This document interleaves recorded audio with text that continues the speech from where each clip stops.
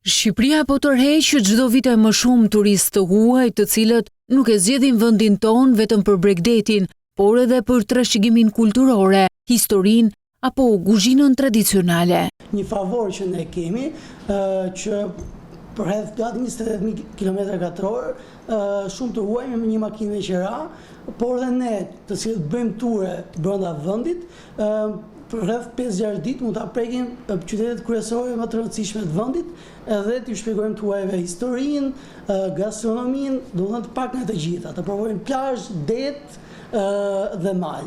Operatorët turistik thonë se rezervimet vijojnë me ritme pozitive, ndërsa interesi për të eksploruar destinacione të ndryshme mbetet i lartë. Vendet si Polonia, Slovakia, por nuk ngelet pas këtë vit dhe turistët nga Izraeli, të cilët po vinë shumë në mas, duke qenë se gjej një vend i cili është i ri për të eksploruar dhe preferohet shumë nga ata. Mos përmendim pastaj italianët, të cilët janë mjaft afër dhe vinë këtu edhe për ture ditore, le të themi, vinë në mëngjes dhe ikin në darkë, por edhe në fundjava.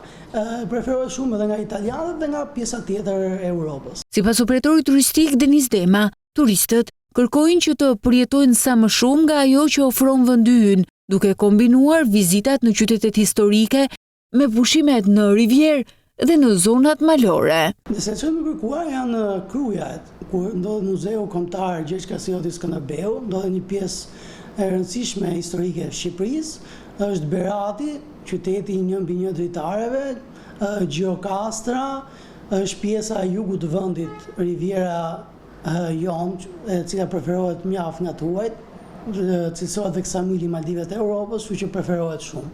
Operatorët turistik theksojnë se kombinimi i detit, malit, qyteteve historike dhe mikpritjes shqiptare po e bën vendin ton gjithnjë më konkurrues në hartën e turizmit evropian. Kjo duket se ka ndikuar edhe tek vendimet për të ndryshuar itinerarin e tyre për të vizituar sa më shumë destinacione në të gjithë territorin e vendit.